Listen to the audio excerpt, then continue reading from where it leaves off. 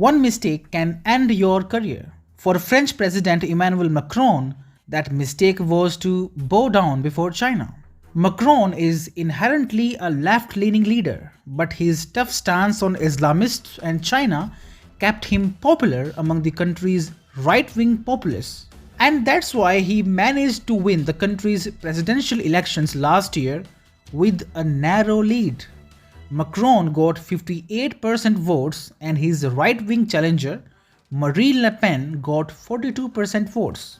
But Macron's embarrassing trip to China earlier this month, along with his controversial labor reform law, have eroded his popularity. As per a recent poll conducted in France by IFOP poll, now around 57% of voters prefer Marine Le Pen over Macron. Make no mistake, this poll was conducted last week after Macron's trip to China. A separate poll conducted last week showed 76% of voters don't have confidence in the president to improve the country's health and education sector. Macron's declining popularity can be attributed to a host of factors. For instance, protesters have been calling on his government to withdraw the pension reform law that aims to change the retirement age from 62 to 64. But China too is a major poll issue in the country, and expectedly only 20% of French people view China as a partner. The majority of them see it as a threat. That is where Macron got it all wrong. Earlier this month, he went to China, he vented out his anger against US, and in the process, he ended up being played into Xi Jinping's hands. French people got to see an unexpected bonhomie between Xi and Macron. And while commenting on Taiwan, he nearly quoted China's official line on the issue. He said, Europe must avoid getting dragged into a confrontation between China and the island.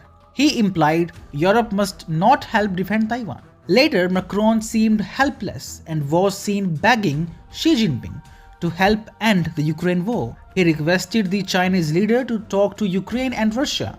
Sadly, his efforts failed miserably. And days later, China further embarrassed Macron by saying that the former nations of the Soviet Union are not really sovereign under international law. Overall, this was a trip that Macron would better like to forget. But his voters have seen all of it. And now they appear to realize that they deserve a better leader who can represent France on foreign soil with self-dignity and self-respect. It could be a major factor behind French voters now throwing their weight behind Marine Le Pen.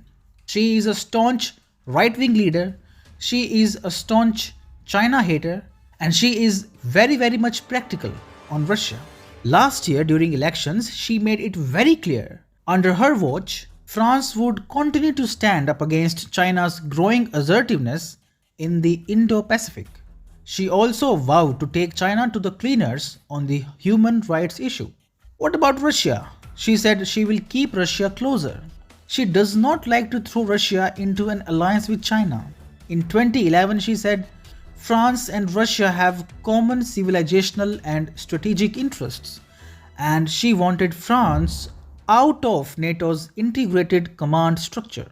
On foreign policy issues, Marine Le Pen has definitely outfoxed her rival. She will hardly find it difficult to trounce Macron in the upcoming elections. Macron might have taken a nationalistic approach against US, but he is still showing signs of being a weak leader against EU and China. So, French people have made their minds up. They are going right. They are going for Marine Le Pen.